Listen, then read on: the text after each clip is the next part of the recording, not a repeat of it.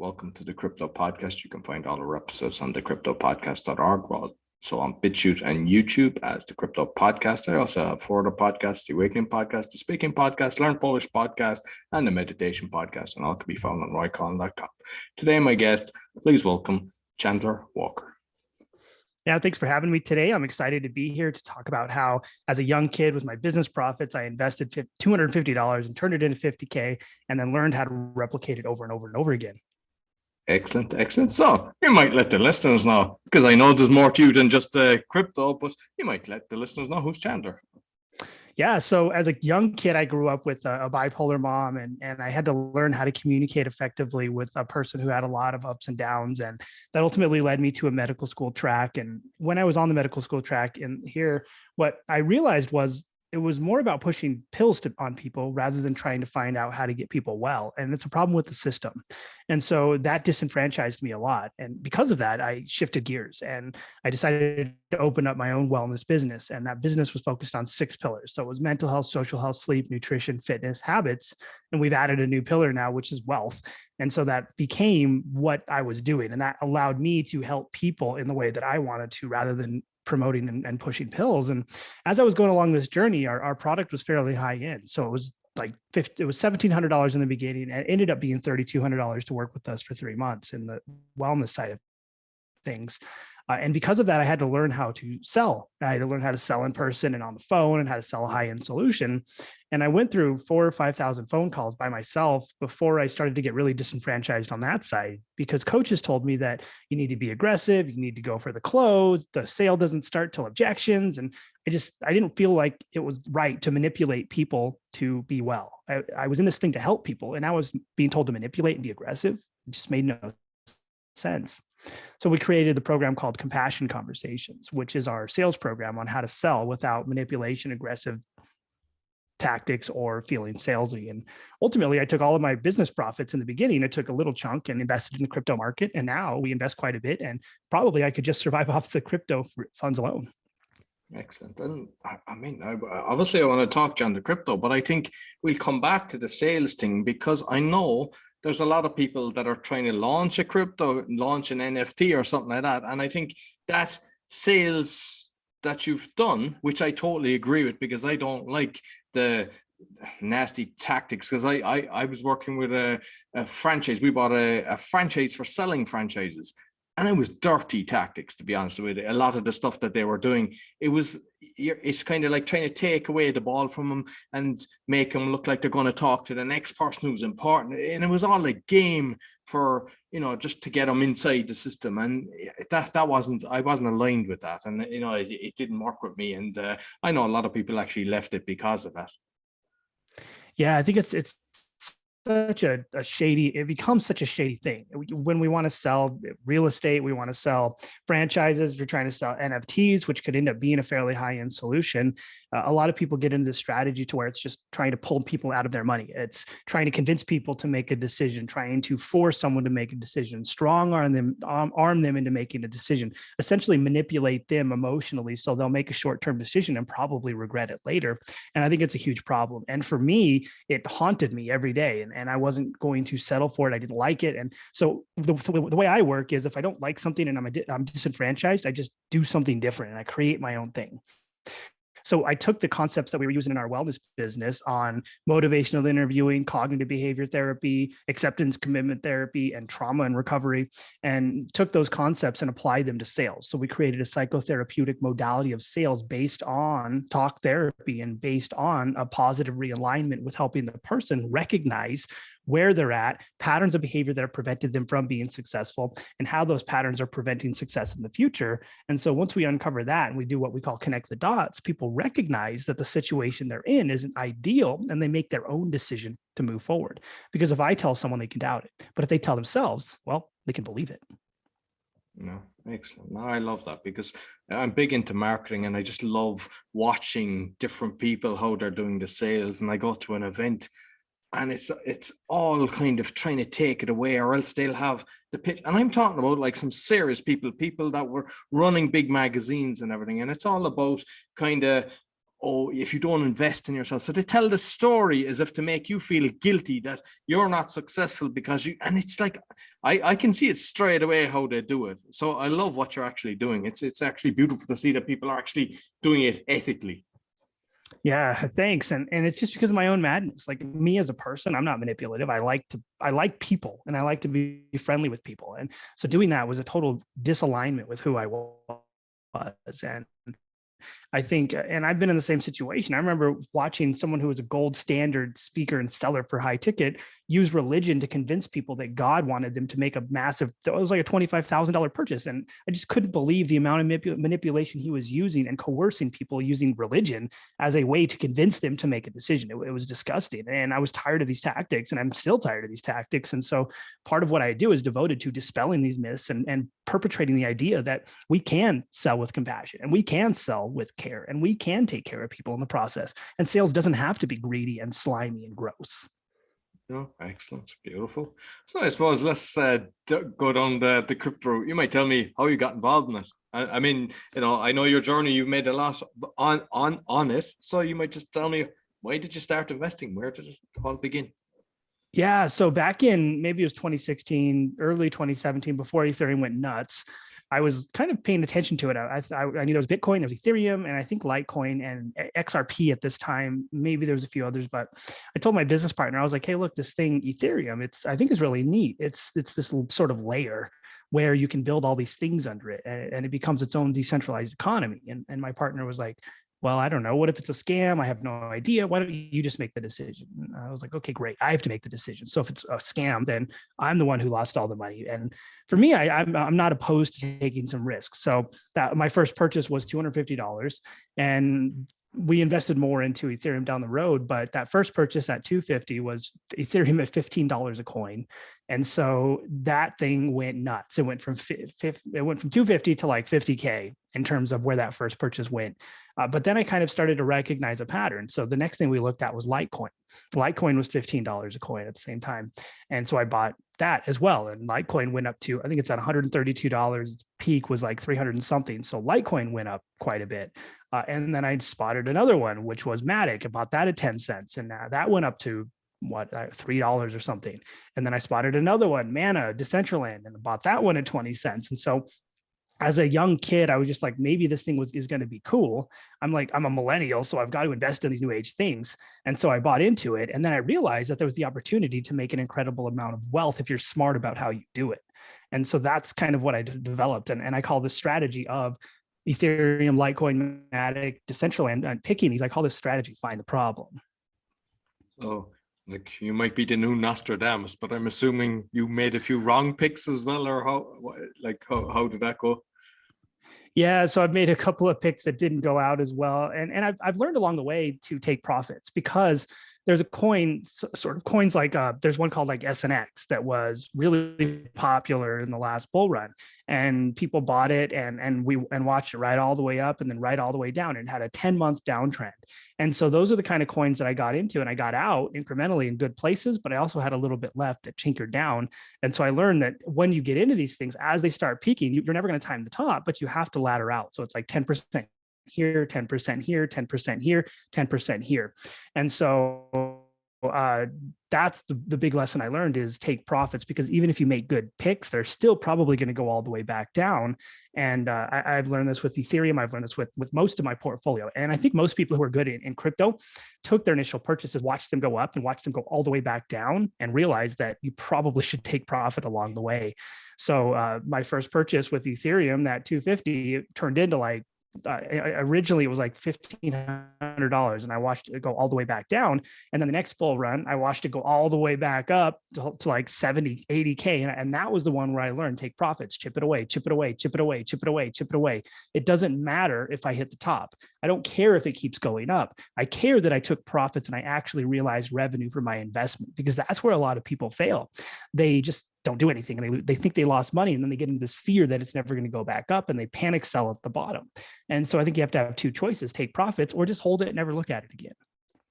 And do you have a kind of system that when it goes 5x, take up my initial investment, 10x, or what's your kind of your strategy for whipping it up? Yeah, usually what I'll do is I'll pay attention to logarithmic zones. So I'll look on TradingView, and logarithmic zones aren't really that hard to look at. It's just two zones that it's playing in. Like we're in a zone right now. And as soon as it hits the top of the zone, I'll sell out up 25% because it's probably going to go back down, and then it's going to might come up to the next zone. Then I'll sell 25%, come back down, next zone. So that as it hits each zone, I'm selling out piece by piece, and I'm getting out in really good spots. And just in case it actually hits and goes all the way back down, I'm actually removing myself at strategic points. And so that's been a pretty good strategy for me to take profits. I think if someone doesn't have the capabilities to look at zones and charts and stuff like that, you can just get out as the coin, say you bought Ethereum at like 3,500. When Ethereum hits 4,500, I would take 25% out. When Ethereum hits 5,200, I would take 25% out. When Ethereum hits 6,400, I would take 25% out. And I would just ladder up as it hits strategic intervals for me. And it's not much, it's not about the coin itself. It's about how much profitability I achieved. So if I achieve the profit I want in the first zone, that's fine. And like I said, you're not going to time the top, but if you can get out incrementally, you can make a lot of money, and then you can buy back in at the bottom and you can do it again. You just have to be smart about these investments. And because like I'm discussing different wallets and exchange, but I'd like to know which wallet you use, you'd recommend, and why. Yeah, so I use for a decentralized wallet, I use MetaMask. It's typically been, it works well. It has a company that continuously works on it. I can use it in almost every blockchain. So I'm using MetaMask in Ethereum, I'm using it in Phantom, I'm using it in AVAX, I'm using it in Harmony. So I can add everything, I can switch easily. It doesn't have a lot of issues. I can use it on desktop, I can use it on my mobile device. And then if a hardware wallet is what we're talking about, I look at the Ledger Nano, which I think tends to be one of the better hardware wallets to use. And everything in the decentralized economy is security. So the bank in normal CeFi, normal finance, is the one who takes care of you and protects you. In DeFi and in the decentralized economy, you have to protect yourself. And so the ultimate way to protect yourself is to have a hardware wallet, which is where you store your coins offline. They're not connected to the internet, because a lot of people still get scammed. And like MetaMask, they'll open an email that says you have to confirm your MetaMask, and they'll put in their seed phrase and lose everything. And so you have to be careful in how you approach and what you interact with shady sites, shady emails, and all of that stuff, because it's your responsibility to protect yourself in a decentralized economy.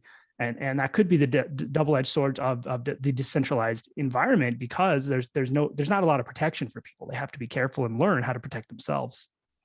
And with, like, say, the passwords then that because you can lose your wallet, but once you've got your, I don't know, is it always 24? But I know with the ledgers 24, are all systems 24 or whatever. But like, by actually putting that somewhere, have you any recommendations for people how to protect themselves? I know that you don't have it in front of the camera or on your phone or take a screenshot, because people actually do that. That's very dangerous because your phone can be tapped into. But regarding, I suppose, protecting it, like, any recommendations for people?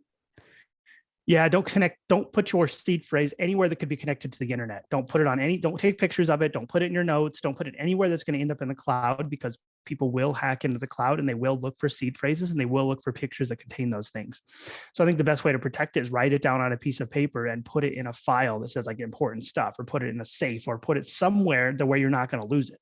Because a lot of people will write it down, lose that paper, and then lose access to their thing forever.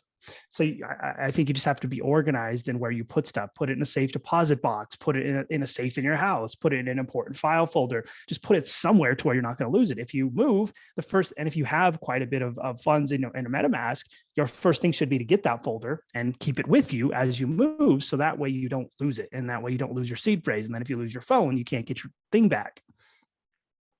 Yeah, no, definitely. And with the exchanges then, which one do you recommend? Yeah, typically I'll use 3 different exchanges. I'll use Coinbase to kind of buy, transfer, and move in and out of bank accounts.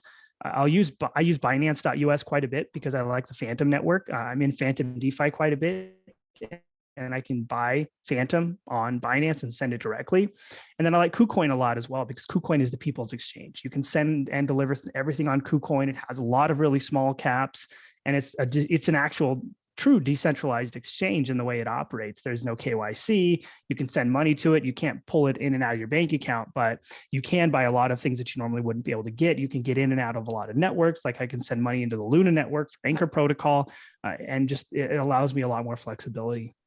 Okay. And do you do like NFTs and tokens as well, or do you just stick with the cryptos?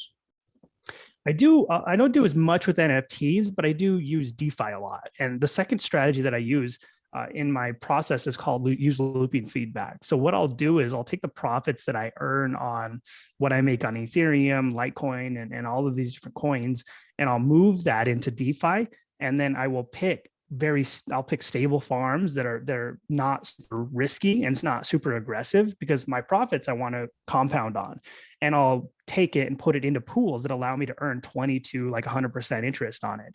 And so what I'm doing is I'm taking what I earn and I'm amplifying it by 20 to 100%, so my money continues to build. And that's the beauty of DeFi, because I have a couple different protocols I use that allow me to earn massive interest rates on the money I've already profited on. So I essentially get to double dip. You make profit, you earn more on top of your profit. And so what that does is now that turns into what I call find your pillow. And then all of a sudden, the profit that you're earning in DeFi that you're compounding on becomes the money that you can spend. And if your pillow's full, then you never have to spend your own money because you're earning it in DeFi. The money you earn becomes the money you spend. So you never actually have to spend your own money. And it's because I know that I was making notes on the yield farming. Is that the yield farming, or is that something totally different? Yeah, it's definitely it's yield farming, and I think the opportunity is it's a double-edged sword, because a lot of people will yield farm and they'll chase like a 10,000% interest coin, and the coin tanks and they lose everything. So I think you have to be careful in how you yield farm and strategic. And so what I do, and on my YouTube channel I talked about this, but we have a strategic way that we go about yield farming. We have tier 1 assets, we have tier 2 assets, and we have tier 1 and tier 2 pools, and we only invest in those tier 1 and tier 2. And then what we earn off the tier 1 and tier 2 becomes play money if we want to invest in more risky stuff. And so I think if you're in DeFi, you have to approach it in the way that it's similar to a business. I have to be profitable. I have to earn money off this. If I get wrecked, I'm now net negative and my business is no longer operational. And so that's how I look at it. If I'm in DeFi, I need to be in stablecoin pairs in the beginning, and I need to use that to allow myself to earn, to either reinvest back into it to compound more on my pillow, or to use that profit to reinvest into more risky stuff that I can really make big returns on. Okay, excellent. And I think we all, as we're going through a learning curve, we make a lot of mistakes. So what mistakes have you made that you can help our listeners not repeat? Yeah, first mistake is not taking profits in the beginning. I watched my thing go all the way up and all the way back down, and it was a little bit disheartening to put money in and not really get money out. So first thing that I learned was take profits on your investments, take it at zones. Don't worry about being diamond hands or whatever. Just get your money out so that way you can realize profits and feel good about what you did. Who cares if it goes back up? It's probably going to come right back down at some point anyway. Second thing I learned in DeFi was don't chase higher APYs. Don't go for the thing that's 10,000%. Don't buy the coin that's popular. Don't play into hype. Be smart and be tactical about how you go into it, because DeFi can be a magical game. I mean, in what world can you earn 40 to 100% off coins that stay at $1? It's ridiculous that it's actually available. It feels like it should even be legal, but it is. And so the second thing in DeFi is be careful, treat it as a business. If you're not going to earn profit, if there's volatility in the pair, you're probably going to lose money. So remove volatility, remove risk, and become conservative in the way you invest. And then the last thing I think is just protect yourself. A lot of people get hacked, they get SIM hacked, and they lose all their funds out of their accounts. And so I think everybody needs to use Google Authenticator if they're using Coinbase, Google Authenticator if they're using Binance, Google Authenticator for everything, and then have your phrase for Google Authenticator written down somewhere. So if you lose at your mobile device, you can get back into it and access it. So those are the big things that I think really get screwed up. Not taking profits. Might mention what, because I have the Google Authenticator, but you might explain it to people that aren't familiar with it.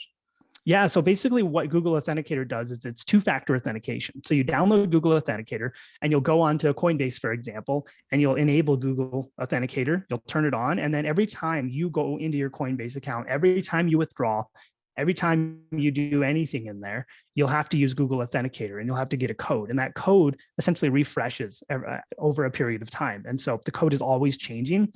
And the only person who can actually see that coin is you with the Google Authenticator on your mobile device. So to be able to do anything, you have to have that. So if you lose it, you can't even get into your own account. And it is a massive hassle to get back in, but it's massive it protects you in a big way as well, because if someone steals say they SIM hack you, where they steal your phone number and try to get it, if you're not on two-factor text, you're going to get that authenticator code and they can't get in. So I think it's incredibly important to shift away from two-factor and like text messaging and move into two-factor via Google Authenticator because it's much more secure. Brilliant. And I don't know, are you able to actually change the time, but it's fast. It's like, I don't know, 30 seconds or even less. It goes very fast that you have to do it because you have to, like if you're going into Binance, whatever, put in your code, then go to your authenticator. And, you know, the clock is ticking, you know, you can't just kind of, you know, chillax and just kind of do it slowly. You have to be fairly fast doing it.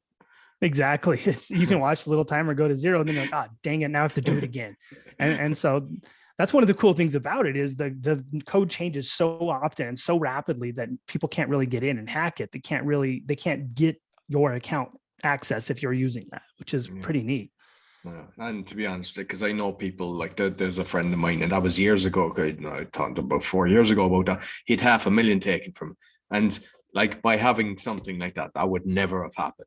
So, you know, it like, as you say, it's a bit of an extra hurdle to be doing. But at the end of the day, it's like having your bank account. And even if you're only starting off and you're only putting a couple of $100, it could be like yourself, you invest in the right one and you're creating $250 up to 50K, you know, so treat it as it could be that. Exactly. And it could put yourself in a really good place. You can lose it all if you get hacked. I have a friend who got SIM jacked, where someone essentially calls his phone company and ports his number over, then uses his two-factor text message system to take everything out of his account. He lost like 10 grand. And so you have to be careful because scammers want your crypto and they will liquidate you and they will steal it. And then Coinbase will come back and say, sorry, we can't help you. And I mean, I'm assuming most people would know, but to be using an open Wi-Fi as well would be very dangerous because there's people just hanging around to hack you in them. Exactly. And so I tell people as well, if like you're on your phone, you're in a network and it's not like your home network or something like that. If you're like at Starbucks, do not use their Wi-Fi to get on and make trades and do all your coins because you will get hacked and they will take everything. So you have to be careful. You have to essentially, there are no safety protocols in this because it's decentralized by nature. There aren't supposed to be any safety protocols. It's supposed to be on you. And so you have to learn how to protect yourself so you don't get wrecked. Exactly. So I know you've got your own podcast, so you might just let people know what it's about. Yeah, so the Chancelogic Culture of Care podcast is devoted to 7 basic areas. So it's mental health, social health, sleep, nutrition, fitness, habits, and wealth. And so we essentially talk health, wealth, and communications. We talk about how to optimize your health, how to optimize your wealth, and how to optimize your communication and sales. And you can find that on chancelogic.com/podcast. And then my YouTube channel is where we operate in the same environment, but I put a lot more of my crypto information on YouTube. I do a market update every Monday on how the crypto market looks, how I'm using DeFi, what things look like. And you can find that at youtube.com/Chandler Walker SAF. No, excellent. And just kind of wrapping up, I mean, you've talked about the different things that can happen and how to kind of take your profit out. But when you're looking now at the next big one, because there's constantly coins coming on, what kind of process would you go through before you'd open your wallet and purchase? Yeah. So the first tenet I have is find the problem. And so what that means is you take something like Ethereum. So I bought Ethereum originally. It was a great pick. And the reason I bought Matic was because I looked at Ethereum and I said, okay, what are the issues associated with this platform? What is wrong with Ethereum and what could prevent it from being successful? And so the 2 big issues were congestion and gas fees. It's really slow. And sometimes it could take you, in peak times, it could take $1,200 to do a transaction. And so what person in their right mind, or what person who's a normal person can even operate in that? It becomes sort of the wealthy person's blockchain. So then I looked at, okay, well, what protocols would help scale Ethereum? So then I started looking at layer 2s. Okay, well, layer 2s attach essentially on top of it. They reduce congestion, they remove gas fees. So then I said, okay, well, what does this? And I started looking at Polygon and a few others. Polygon is Matic. And I said, okay, well, Matic has a great team. They have a lot of funding. They seem to be pretty aggressive in their business strategy. They stack on top of Ethereum. I can go in there and use the blockchain. So that's when I decided, okay, let's get into Polygon. It's 10 cents right now. And I think it's probably going to take off if Ethereum takes off. And it did. And we're crazy. And then the next thing I looked at, I was like, okay, well, what could be popular next? And I started thinking, okay, well, let's talk about the gaming economy. Video games are huge. They're popular. Everybody wants to use video games. And I started seeing crypto gaming and crypto video games starting to sort of present themselves. So I looked at, okay, well, who has a working product? Who has something that's actually functional and not overvalued? And at that point, the only real choice was Decentraland. And so I took Mana. It was on Coinbase. I think it was 20 cents a coin, maybe a little bit more. And I bought into that. And that pumped all the way up to $5. And so my philosophy is take what's really popular, find the problem associated with it, look at protocols that solve that problem, find the ones that have the best team, that have the best resources, that have the financial backing to survive, and that you can actually probably use. And that will probably be a solid pick for the future. And you get most of that information from the white paper, or would you do a lot more kind of, I'm just talking for people that have never even, looked at a white paper, don't know, because some people are just getting into this for the first time and everything is confusing and difficult when you don't know how, it's like driving a car, you don't even think about it now, but there was a time that you panicked every time you were making changing the gear. Yeah, exactly. So you can go to, one thing I like is coinmarketcap.com. You can go on there and you can look at Ethereum, and then you can look at coins that are similar to it. You can look at competitors, and you can sort of look at white papers. You can look at their website. You can look at their team. You can usually go to the LinkedIn profiles of all their team members. You can look at their funding, like do they have venture capital backing them, and sort of see what their timeline looks like and what things look like for them, and then make a decision to jump into that or not. And also, I think one thing that gets people wrecked as well is investing on hype. So a lot of people did buy Matic when it was on pump phase, which was probably not a good investment because they end up buying at the top and they get wrecked as it comes back down. So I think you have to buy something that's in a lull phase. And so I'll just look at the chart. You can look at the simple charts on CoinMarketCap and say, okay, this thing's just been like this for a long time. When it does go like this, that's when you make FU money. And so if the coin's already like this, it's probably too late. When people are already talking, if they're talking about it on Facebook, it's too late. And so you kind of have to look like, is it in this mania phase yet? If it's not, and it's still down here, well, then it might be a good pick. Yeah, brilliant, excellent. And is there ways of, I'm just thinking of how you can prevent to get into a rug pull, where the thing just disappears. When you're going through the white paper and you can check the LinkedIn, I presume when you're actually seeing the guys that are on LinkedIn and everything, they're not the ones that are doing the rug pull. And if they did, they'd be would never be able to do it again. Yeah, typically when you get into rug pulls, it's really new projects that are just launching. They're launching off of a lot of hype. There's a lot of influencers shilling it. The team's usually not doxed, which means the team's not available. You don't know who they are. They're gone. So they're ghosts.